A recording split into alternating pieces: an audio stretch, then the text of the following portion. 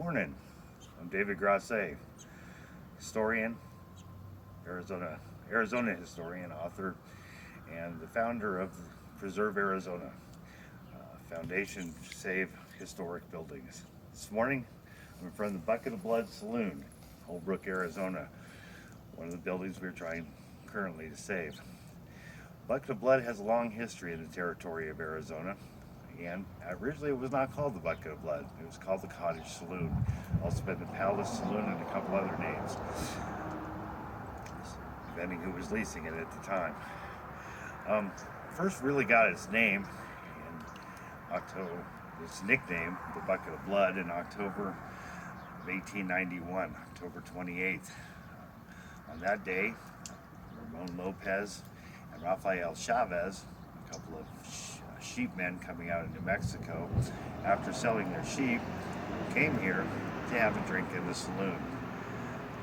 They sat down to a game of cards with Joe Crawford and Walter Bell. Nobody's really sure quite what happened, but words went back and forth, and pretty soon hot words turned to hot lead, and they started shooting at each other. Time the whole thing was done, Mr. Lopez and Mr. Chavez were both dead on the floor. Mr. Crawford had been wounded through the stomach, mortally wounded, and Mr. Bell is the only one who came out alive. After the shooting was done, they backed out of the saloon, got on their horses, and rode out.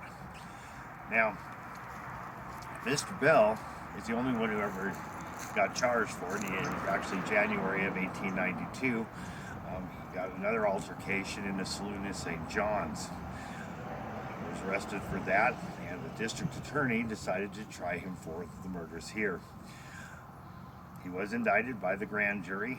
However, because of lack of witnesses, lack of evidence, when the trial came along, he was absolved of the killings. Walter Bell went on to have kind of checkered career in Arizona history, but that, as they say, is another story. This story of the killing of Lopez and Chavez is not what gave the saloon its name. That would not happen until another 4 years down the road. First time the press would use it in 1896. That was when a man named Donnelly shot to death a guy named Hyatt right here in front of what was Watson's drugstore. Another argument over a game of cards, but that is another story for another time.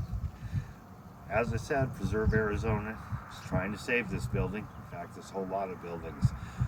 This was the Bucket of Blood, Frank Watson's drugstore, the Pioneer Saloon, and on the end was Scorse's Mercantile, originally the Arizona Co-op.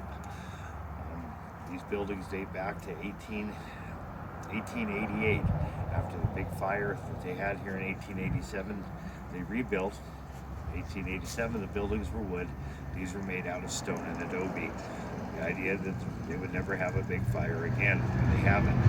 It's been 120 years since then. These buildings are still standing.